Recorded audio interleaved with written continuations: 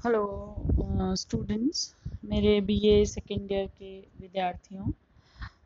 आपके national income के chapter में ही एक छोटी सी थ्योरी ऐड की हुई है सिलेबस में, वो है ग्रीन अकाउंटिंग, हरित लेखांकन।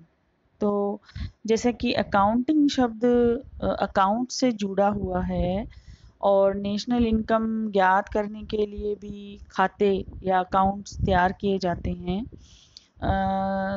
प्रोडक्शन खाता है ना, गवर्नमेंट खाता, शेष विश्व फॉरेन सेक्टर का खाता, और उपभोग खाता, इस तरीके से बहुत सारे अकाउंट्स तैयार करके हम नेशनल इनकम की गणना करते हैं।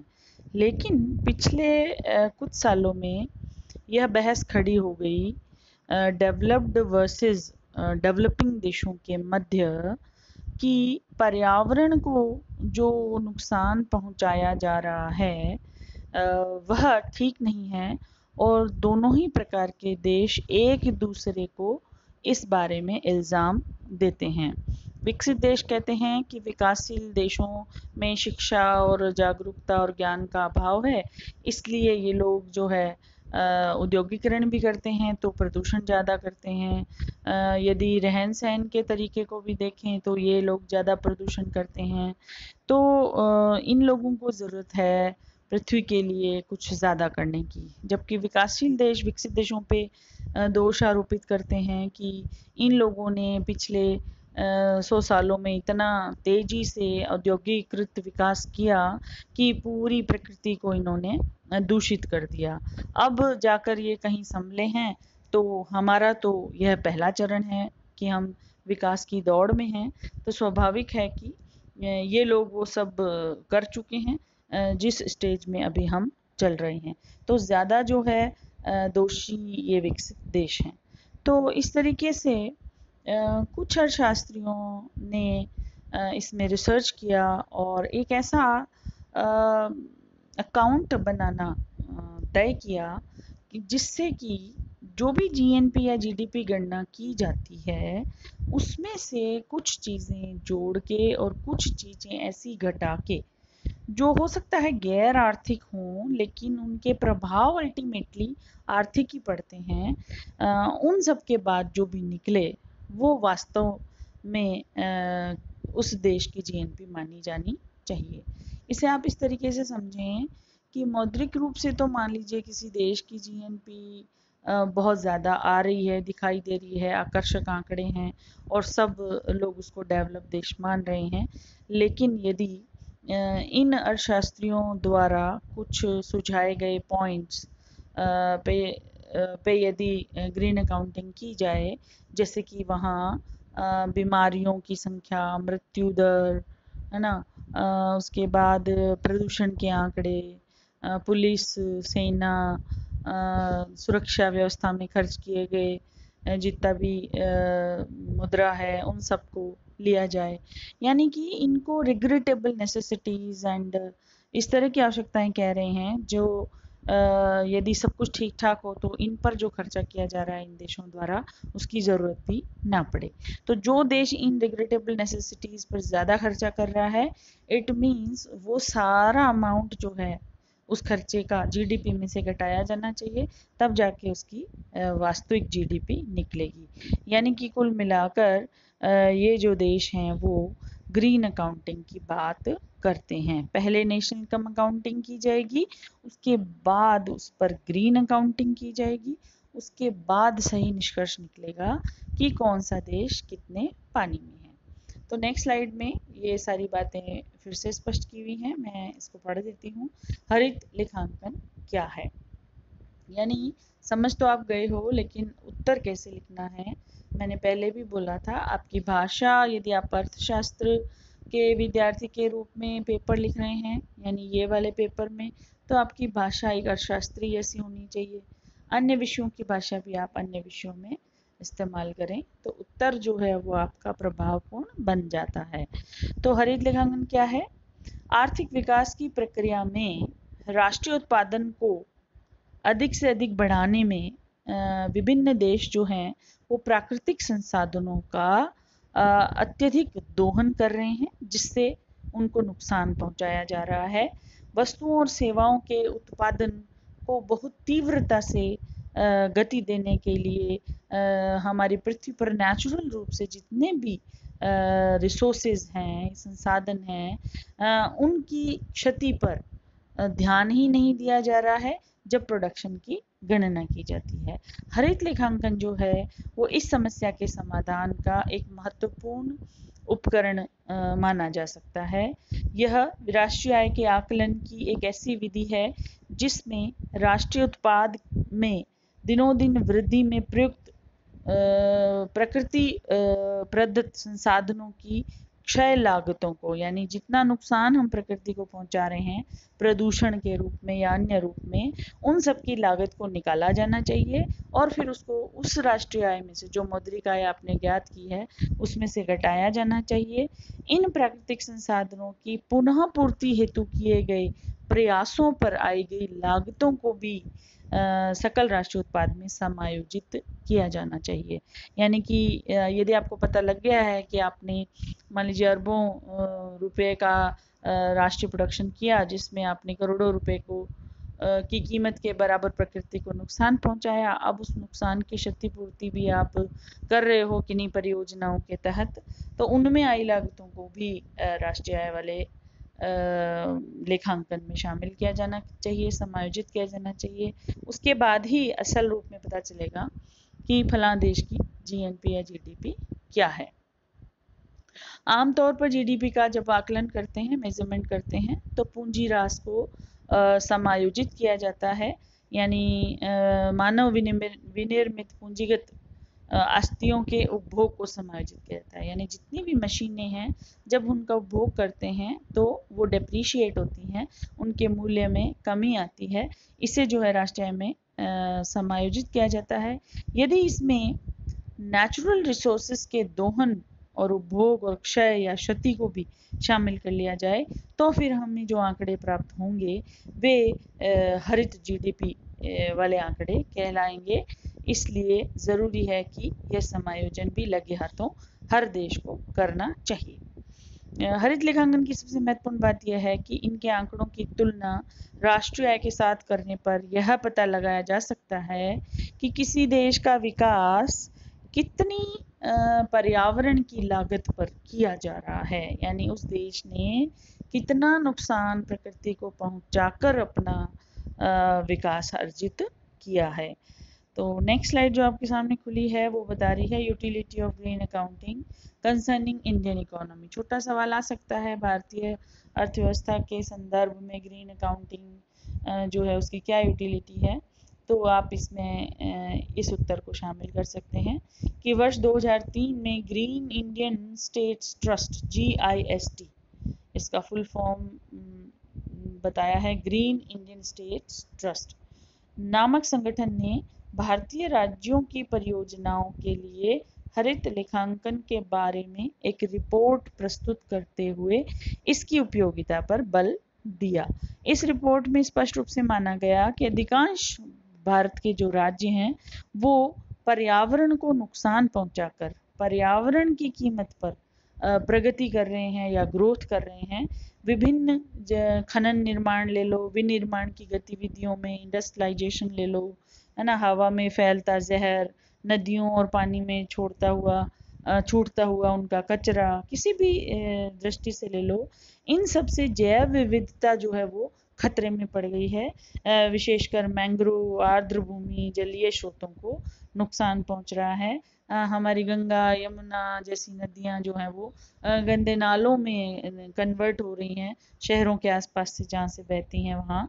तो इस दृष्टि से जो है ये बहुत ही शोचनीय बात है और हरित लेखांकन पद्धति जो है वो यदि इस्तेमाल करेगा कोई देश तो उसे ज्ञात होगा कि वह अपनी धरती को या प्राकृतिक संसाधनों को कितना नुकसान पहुंचा रहा है।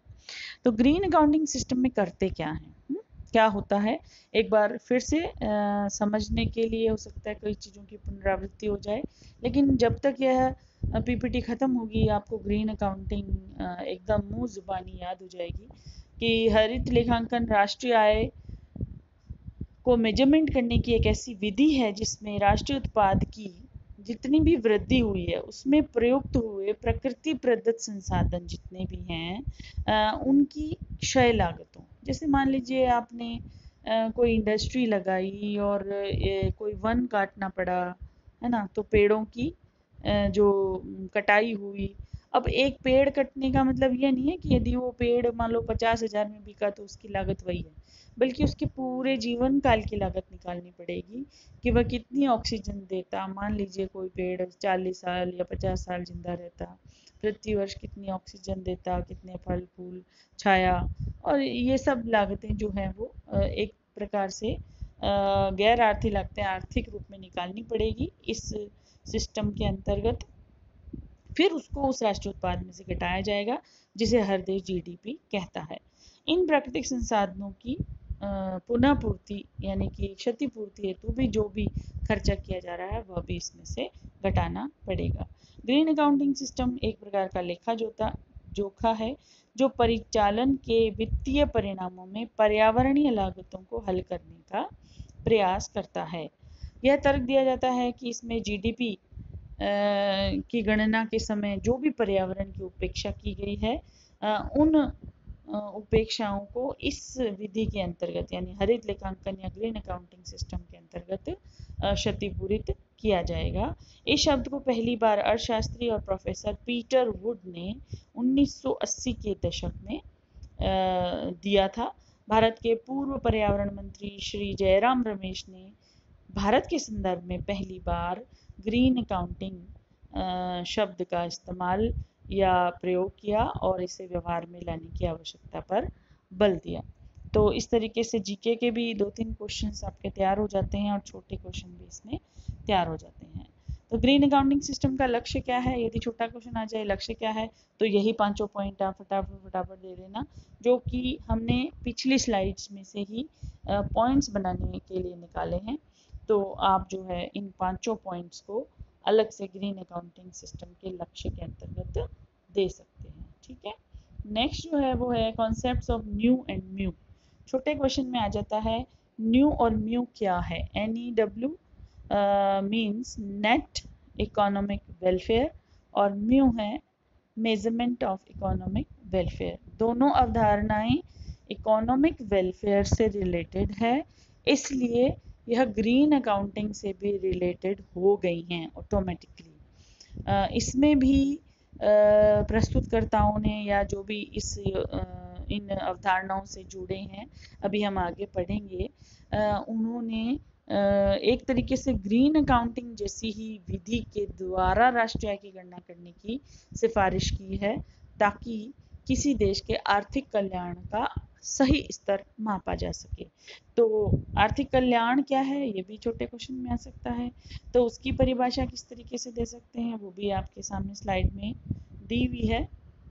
एक अर्थव्यवस्था में जीवन स्तर की समृद्धि यानी एक देश की जो अर्थव्यवस्था है जहाँ जो निवासी हैं उनका जीवन स्तर यदि समृद्ध हो रहा है, उसमें वृद्धि हो रही है और गुणवत्ता का स्तर भी बढ़ रहा है तो आर्थिक कल्याण उसका हो रहा है, ये हम मानते हैं। ठीक है, यानी जीडीपी बढ़ रही है, पर कैपिटा इनकम बढ़ रही है, तो जनरली ये माना जाता है कि उस देश का आर्थिक कल्याण भी बढ़ रहा है। अन्य बहुत सारे पैरामीटर्स हो सकते हैं जो कि जनसंख्या के कल्याण को दर्शा सकते हैं, जैसे साक्षरता यदि वहाँ बढ़ रही है तो मानेंगे कि आर्थिक कल्याण बढ़ रहा है, डॉक्टरों की संख्या बढ़ रही है, प्रदूषण का स्तर गिर रहा है तो हम मानेंगे कि वहाँ विकास हो रहा है। लेकिन यदि प्रदूषण का स्तर वहाँ बढ़ रहा है तो हम मानेंगे कि मौद्रिक रूप से तो विकास कर रहे हैं लेकिन अभी वहाँ जागरूकता का अभाव है, वो पर्यावरण को नुकसान पहुंचा रहे हैं। तो आर्थिक कल्याण एक सामान्य अवधारणा है, मूल रूप से यह बताती है या बताता है कि लोग कितना अच्छा कर रहे हैं। आर्थिक कल्याण को आमतौर पर वास्तविक आय या वास्तविक जीडीपी से जोड़ के देखा जाता है कि यदि मौद्रिक जीडीपी निकाल ली है तो रियल जीडीपी निकाल लो और बस पता चल जाएगा कि जीडीपी पिछले साल की तुलना में घटी है या बढ़ी है, यानी आर्थिक कल्याण बढ़ा है या घटा है। लेकिन जो म्यू और न्यू की अवधारणा है वो इसमें एक नया अर्थ भर देती हैं कि आर्थिक कल्याण तब ही बढ़ा घटा माना जाना चाहिए जब इसमें अन्य रिग्रेटेबल नेसेसिटीज़ आदि पे जो खर्चा किया हुआ है या जो लागतें आई हैं उनको घटाया जाए, तब वास्तविक जीडीपी निकलेगी। तो इकोनॉमिक वेलफेयर के ये चार्ट दिया हुआ है आपको। बहुत सारे पैरामीटर्स हैं जो इकोनॉमिक वेलफेयर को प्रभावित करता है, जैसे रियल इनकम। तो रियल इनकम बढ़ेगी तो इकोनॉमिक वेलफेयर बढ़ेगा, है ना। जॉब सेटिस्फेक्शन बढ़ेगा तो भी इकोनॉमिक वेलफेयर बढ़ेगा। एम्प्लॉयमेंट प्रोस्पेक्ट्स बढ़ेंगे तो भी इकोनॉमिक वेलफेयर बढ़ेगा। लेजर टाइम, आराम का समय, मजदूरों के आराम का समय बढ़ेगा तो भी कल्याण बढ़ेगा, आर्थिक कल्याण बढ़ेगा। इसी तरह का एनवायरनमेंट, एयर पोल्यूशन कम होगा तो आर्थिक कल्याण बढ़ेगा। हैप्पीनेस लेवल लोगों का एक आजकल मीटर, हैप्पीनेस मापने का भी एक फॉर्मूला खोज लिया गया है। हैप्पीनेस मीटर बढ़ेगा, उनका लेवल बढ़ेगा तो भी इकोनॉमिक वेलफेयर बढ़ेगा। लाइफ एक्सपेक्टेंसी, जीवन प्रत्याशा यदि किसी देश में बढ़ती है, हेल्थ इश्यूज कम होते हैं, लोग ज़्यादा स्वस्थ हो जाते हैं, होते रहते हैं, तो उनका वेलफेयर बढ़ा हुआ माना जाएगा। एजुकेशन बढ़ना, है ना। कॉस्ट ऑफ लिविंग यदि कम हो रही है तो इट मीन्स लोगों को कम खर्च करने पर भी ज़्यादा भौतिक सुविधाएं मुहैया हो रही हैं, लोगों के पास रहने को घर हैं, हवादार अच्छे रोशनी वाले मकान हैं उनके पास, तो हम कहेंगे कि इकोनॉमिक वेलफेयर बढ़ रहा है। तो ये भी अपने आप में एक पूरा प्रश्न बन सकता है कि इकोनॉमिक वेलफेयर को मापने के पैरामीटर्स क्या क्या हैं।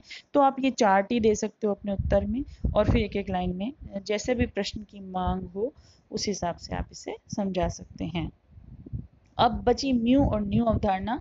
तो सबसे पहले म्यू अवधारणा देख लेते हैं। 1972 में यह विकसित हुई और एक तरीके से ये जीडीपी का वैकल्पिक अवधारणा थी कि जीडीपी के अलावा इसे भी निकाला जाना चाहिए और उसी के बाद ही ये निर्णय लिया जाना चाहिए कि अमुक देश की जीडीपी बढ़ रही है या घट रही है। तो नोरधास और टोबिन नामक अर्थशास्त्रियों ने सबसे पहले यह अवधारणा अर्थशास्त्र को दी। पूरा नाम है विलियम नोरधास और जेम्स टोबिन।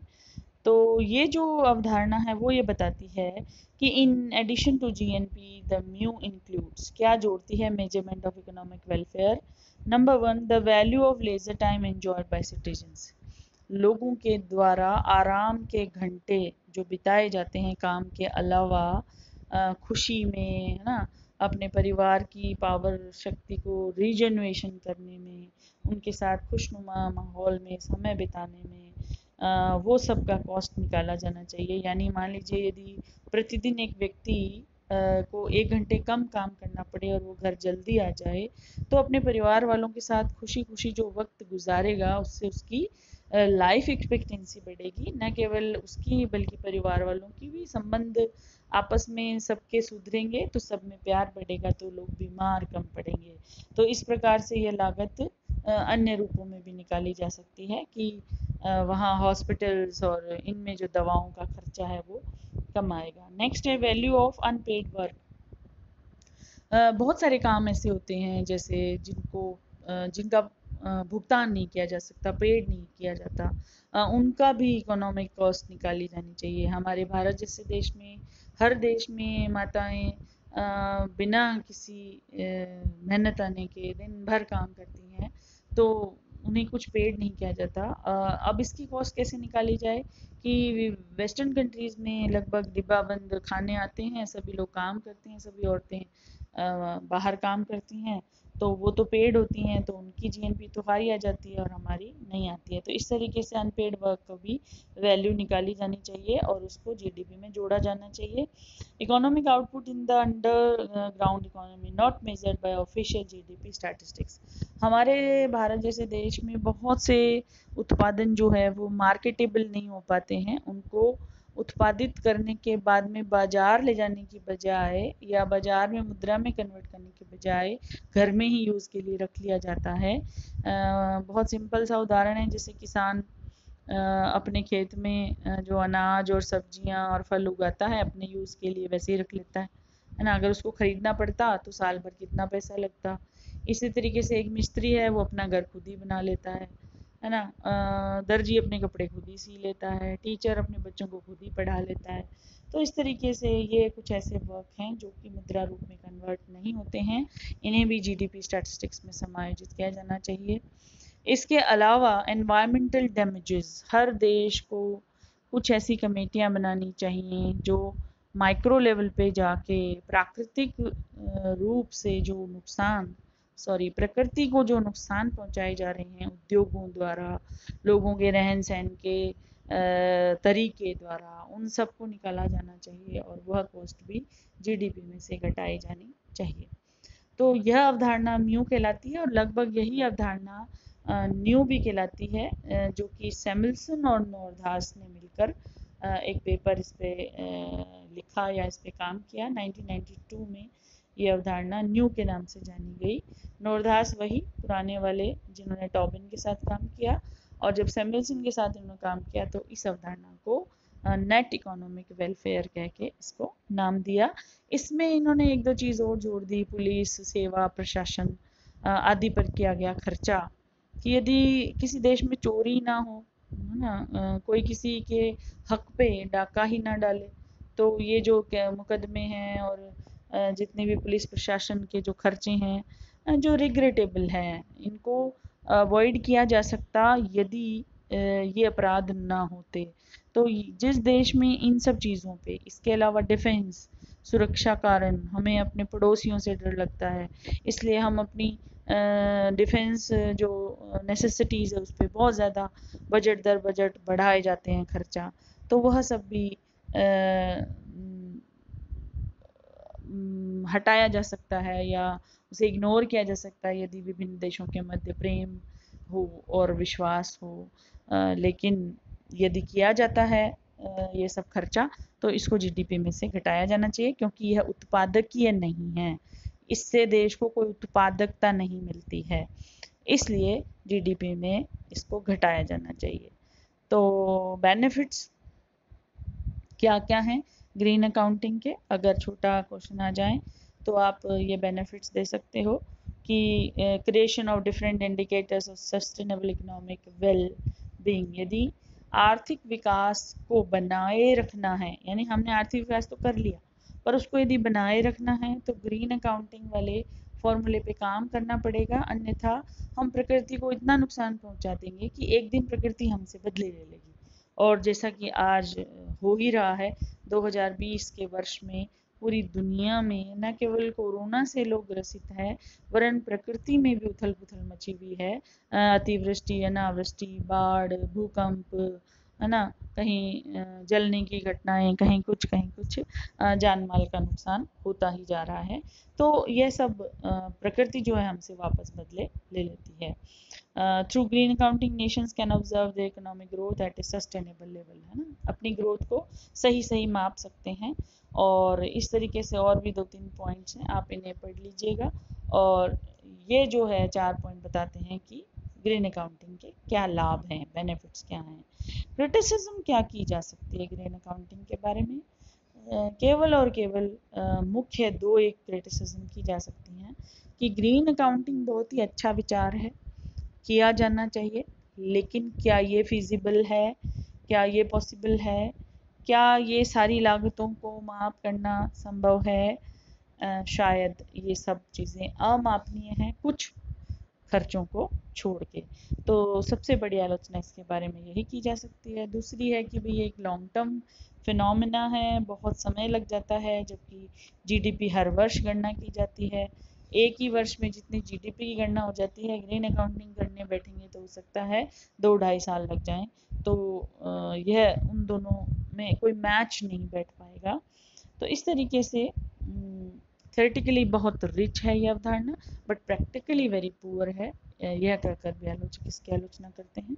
तो इस तरीके से हम जो हैं कंक्लूजन तक पहुंच रहे हैं कि ग्रीन अकाउंटिंग या हरित लेखांकन आलोचना के बाद भी अपने महत्व को बनाए हुए है। आज पूरे विश्व में बहुत सारी मीट्स इसके बारे में रखी जाती है। विकसित और विकासशील देश सब इसमें शामिल होते हैं और बहुत से मुद्दों पर अब सहमत भी हो गए हैं कि हमें प्रकृति को बचाना है। ओजोन लेयर में जो छेद हो गया है, जो उसका नुकसान हो गया, हम उसे उस छेद को तो पूरा भर नहीं सकते, लेकिन नुकसान को कम कर सकते हैं ताकि वह और बड़ा ना हो जाए। हमारे ग्लेशियर्स पिघल रहे हैं, हम धरती को इतना गर्म कर रहे हैं अपने प्रदूषण की वजह से कि हमारे ग्लेशियर पिघल रहे हैं, जिस वजह से धरती को खतरा बढ़ता जा रहा है। ये सब चीज़ें जो हैं उनकी तरफ हमें ग्रीन अकाउंटिंग ध्यान दिलाती है। तो इस प्रकार से आप अपने इस चैप्टर को पूरी तरह किसी भी तरह का क्वेश्चन आ जाए, अब आप समर्थ हैं कि आप उसका उत्तर आराम से लिख सकते हैं और फुल मार्क्स आपको मिल सकते हैं। तो थैंक यू फॉर वॉचिंग। और अब आप इस पे छोटे मोटे जो भी चाहें वो नोट्स बना सकते हैं। नेक्स्ट क्लास में हम फिर मिलेंगे, तब तक के लिए थैंक्स।